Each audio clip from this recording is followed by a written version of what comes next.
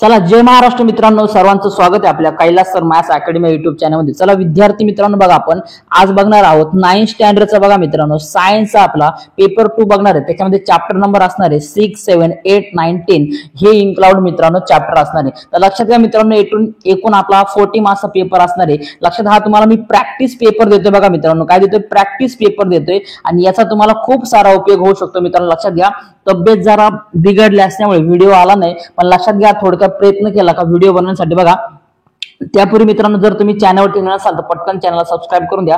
आता बघतोय आपण 9th स्टँडर्डचा सायन्स 2 चॅप्टर नंबर 6, 7, 8, 9, 10। चला पहिला क्वेश्चन बघूया। बघा दिसतोय सगळ्यांना पहिला क्वेश्चन बघा, फिल इन द ब्लँक्स तुम्हाला दिलेला आहे। All spills in ocean are clean with the help of dash dash bacteria. काय दिले? Clean with the help of the dash dash bacteria. बघा मग याचा आन्सर काय मित्रांनो लक्षात घ्या, तर लक्षात घ्या याचा आन्सर असणार आहे अल्कॅनी ओरेक्स। बघा याचं काय आन्सर असणार बघा, अल्कॅनी ओरेक्स बघा हे त्याचं आन्सर असणार आहे। ठीक आहे, व्यवस्थित तुम्ही लिहून घ्या, आता सध्या वेळ नाही आणि लक्षात घ्या याच्यात तुम्ही चांगल्या प्रकारे सराव करून घ्या मित्रांनो, कारण फॉर्मॅट अशा प्रकारेच असू शकतो। त्याच्यामुळे फिल इन द ब्लँक्स वगैरे जे असतील ते तुम्ही पाठांतर करून घ्या आणि लक्षात घ्या हा तुम्हाला सराव पेपर येतो।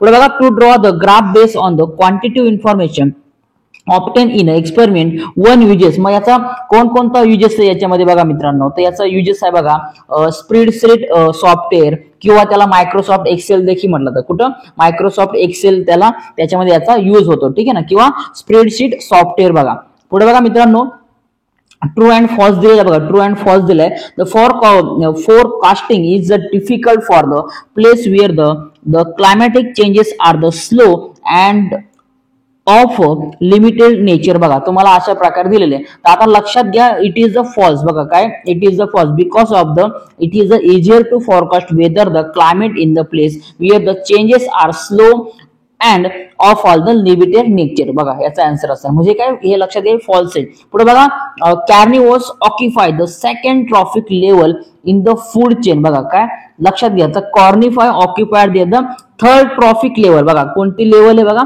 थर्ड ट्रॉफिक दिले आणि तो सेकंड ट्रॉफिक दिले, बरोबर आहे। कुठे असतं बघा मित्रांनो, थर्ड ट्रॉफिक लेवलला असतं आणि इथं आपल्याला दिले सेकंडला, म्हणजे हे पण काय असणार मित्रांनो फॉल्स असणार। लक्षात घ्या दोन्हीही कसे हे फॉल्स दिलेले आहेत। ठीक आहे, चला पुढे बघूया, select the odd man out. बघा काय दिले, ऑड मॅन आउट तुम्हाला सिलेक्ट करायला दिलेले। मग आता कोणकोणते दिले बघा, रूट रश टेम्बर, रवेला अँड मोझॅक। मग आता याच्यामध्ये मॅन आउट कोणता येणार बघा मित्रांनो, मॅन आउट याच्यामध्ये कुठला येणार आहे, तर येणार आहे बघा रुबेला। काय येणार लक्षात घ्या, रुबेला येणार आहे, बरोबर आहे, समजते, हे त्याचं योग्य आन्सर असणार आहे। लक्षात घ्या, कारण root rot, rust and mosaic are the all the plant diseases and rubella is a human disease. बघा काय दिलं, हा जो दिलेला रुबेला हा काय तर ह्युमन डिजीजेस आहे, म्हणजे काय माणसाला होणारी बिमारी, आणि हे बाकीचे सगळे काय तर प्लांट, लक्षात घ्या प्लांट डिजीजेस दिलेले। ठीक आहे, अशा प्रकारे याचा आन्सर। लक्षात घ्या मित्रांनो, जे काही तुम्हाला फॉर्मॅट दाखवते, लक्षात घ्या काय जो काही तुम्हाला फॉर्मॅट दाखवते फक्त आणि फक्त लक्षात घ्या, समजून घ्या, अंडरस्टँड करा। लक्षात घ्या अशा प्रकारचेच क्वेश्चन तुम्हाला येतात। लक्षात घ्या जो आता फॉर्मॅट देतो ना तुम्हाला, फॉर्मॅट हाच असणार सेम टू सेम, आणि कदाचित लक्षात घ्या मित्रांनो, हा जो भाग तुम्हाला आता सांगतोय मी याच्यामध्ये बराचसा भाग रिपीट होऊ शकतो, म्हणजे एखादा प्रश्न येऊ शकतो तुम्हाला।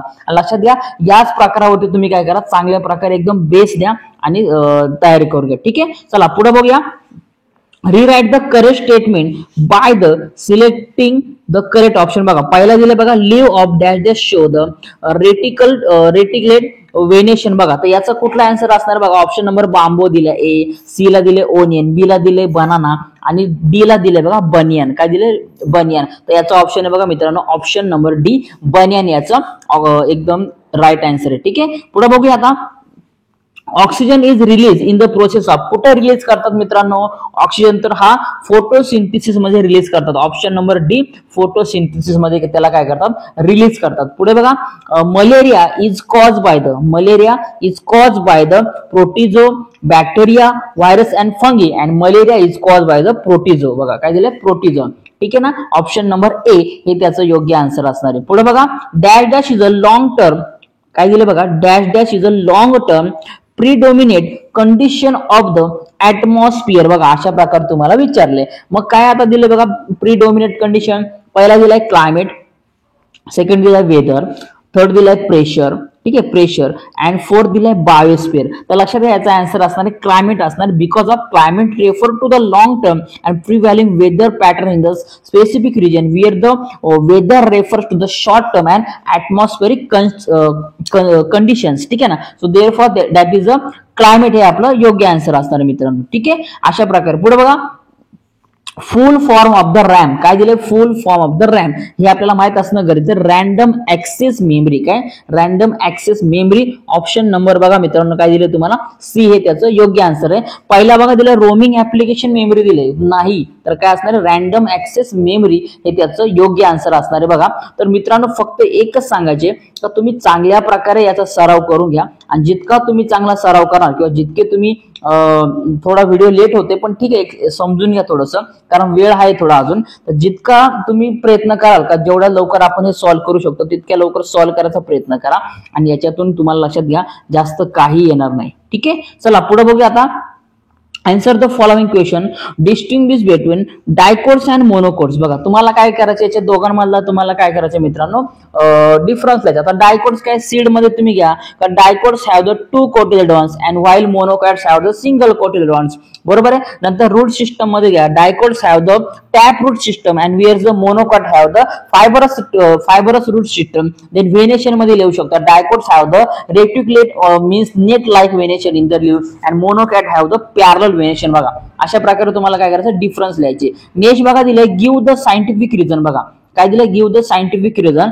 The energy flow through the ecosystem is one way. The energy flow, the second law of the thermodynamics, which state that the with each transfer some energy lost as a heat, and directional flow, the energy of capture by the producer plant and transfer to the primary consumer, then the secondary consumer adds soon. बघा ठीक आहे ना. अशा प्रकारे तुम्हाला काय करायचं, याचं आन्सर काय असेल ते थोडक्यात तुम्हाला सांगितले, पूर्ण वाक्यामध्ये तुम्ही पूर्ण लिहायचं. ठीक आहे, पुढे बघा. How is a vaccine produce. लक्षात घ्या काय दिले, how is a vaccine produce, आणि खाली बघा दिले give any 4 uses of the lacto.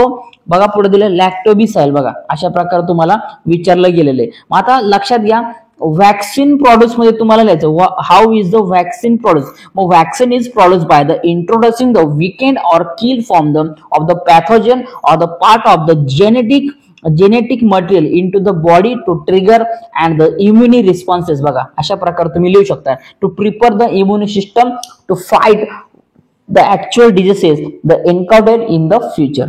पुढे बघा give any 4 uses of the lactobacillus. बघा त्याचा यूज द्यायचं तुम्हाला. काय कोणकोणते यूज आहे बघा, जसं की production of fermented foods, probiotics, preservation of the food, अशा प्रकारचे. पुढे बघा write the notes on the plastic waste. मग आता प्लास्टिक वेस्ट तुम्ही काय लिहू शकता, plastic waste refer to the accumulation of the plastic object in the environment that harmful wildlife and their the habitats. अशा प्रकारे तुम्ही लिहू शकता. पुढे बघा दिले what precautions should be taken while using the various type of the software on the computer. मग आता याच्यामध्ये काय का तुम्ही precautions should be taken there the using the computer include the using antivirus and anti malware software to protect agent malicious program that can be harm to the computer or steal person the data, keeping software updated, downloading software updated, trusted. तुम्ही अशा प्रकारे याच्यावरती तुम्ही माहिती लिहू शकतात. बरोबर आहे. अशा प्रकारे मित्रांनो काय करायचं, तुम्हाला यांचं आन्सर द्यायचं. पुढे बघा रे, आन्सर द फॉलोइंग क्वेश्चन. आता आपण डायरेक्टली बघूया. आता हे क्वेश्चन तुम्ही लिहून घ्या आणि याचा आन्सर शोधून पटापट लिहा. बघा विच क्रायटेरिया आर, झूम करतो जरा, which criteria are use for the classification of plant, explain the detail in the inter relationship between the food chain and food web. यांची तुम्हाला काय डायग्राम काढली तरी चालते. Write the note antibiotic, describe the monsoon model of climate, then how is the first aid forwarded to victims of the disaster who are the injured, then write the full form of. बघा मित्रांनो लक्षात घ्या, तुम्हाला अजूनही सांगतो मी, हा जो question आहे ना खूप IMP क्वेश्चन आहे लास्ट चॅप्टर मधला, आणि हा तुम्हाला बऱ्याचदा विचारला जातो. ठीक आहे ना, लक्षात घ्या. म्हणजे जसं की आता आपण MCQ ला बघितलं आपण, बरोबर आहे. MCQ ला इथं आपण बघितलं अगोदर काय बघितलं आपण, तर रॅमचा आपण बघितलं, जसं की रॅन्डम ऍक्सेस मेमरीचा बघितला. आता इकडे परत तुम्हाला रॉमचा विचारला गेलेला आहे, OS चा विचारलाय, PDF चा विचारला गेलेला आहे. मग हे तुम्हाला लक्षात घ्या का माहित असणं गरजेचं आहे. मग आता ओएस म्हणजे काय तर ऑपरेटिंग सिस्टम. ओएस म्हणजे काय ऑपरेटिंग सिस्टम. रॉम म्हणजे काय रीड ओनली मेमरी. काय रीड ओनली मेमरी. पीडीएफ म्हणजे काय पोर्टेबल डॉक्युमेंट्स फॉर्मॅट. काय पोर्टेबल डॉक्युमेंट्स फॉर्मॅट हे त्याचा आन्सर असणार आहे. आणि लास्टला बघा दिले state the scientific and eco friendly methods of the waste management. मग तुम्ही काय लिहू शकता the scientific and eco friendly method of the waste management include the 3 Rs reduce reuse and recycle. The other method include composting organic waste to the create natural fertiliser using waste to the energy conservation technology to the generate the electricity from the waste and protecting proper segregation of the waste of the source of the facilities. अशा तुम्ही लिहू शकता. ठीक आहे ना. पुढे बघा describe the carbon cycle. आता कार्बन सायकल वरती पण तुम्हाला नोट्स लिहायचे. The carbon cycle is a process by the using carbon moves between the atmosphere ocean land and the living organism. The carbon dioxide CO2 काय CO2 this is taken from the atmosphere by the plants during the photosynthesis and animals there the consume the plant and carbon moves of the food chains. असं प्रकारे तुम्ही लिहू शकता किंवा both plants and animals release CO2 back to the into atmosphere through the respiration. अशा प्रकारे लिहू शकता. तर लक्षात घ्या मित्रांनो ही पूर्ण आपण लक्षात घ्या. हा एक फॉर्मॅट बघितला तुम्हाला की प्रॅक्टिस क्वेश्चन पेपर असू शकते. याचा तुम्ही चांगला अभ्यास करा, स्क्रीनशॉट काढून घ्या, उत्तर जे सांगितलं ते नोट करून घ्या आणि ज्यांची उत्तरं नाही भेटले तुम्ही एकदा शोधून घ्या. म्हणजे आपल्याला काय भेटणार आहे का लक्षात घ्या क्वेश्चन पेपरचा फॉर्मॅट भेटला. ठीक आहे. तर फायनली मित्रांनो 9th स्टँडर्डचा आपण चॅप्टर नंबर 6, 7, 8, 9, 10 पार्ट 2 चा आपण पेपर बघितलाय. तब्येत बरोबर नाही मित्रांनो त्याच्यामुळे व्हिडिओ बनवू शकलो नाही, पण लक्षात घ्या याचा चांगला सराव करा आणि फॉर्मॅट हाच असणार आहे. ठीक आहे. नवीन असाल चॅनल सबस्क्राईब करून द्या. लवकरच मॅथ्स 2 चा पण व्हिडिओ बनवण्याचा प्रयत्न असणार आहे. तोपर्यंत सर्वांना जय महाराष्ट्र. आणि लक्षात घ्या दोन्ही कैलास सर मॅथ्स अकॅडमी आणि आपला नेक्स्ट विजन या चॅनलला सबस्क्राईब करायचे. आणि ज्यांना कोणाला बॅच घ्यायची असेल त्यांनी मला कॉन्टॅक्ट करा. कॉन्टॅक्ट फक्त फेसबुकला मेसेज केला तरी चालेल किंवा व्हॉट्सअपला एक मेसेज करा, पण कॉल करू नका. कॉल दिवाळी पेपर झाल्यानंतर करा. ठीक आहे. चला सगळ्यांना गुड नाईट, काळजी घ्या आणि सर्वांना जय महाराष्ट्र.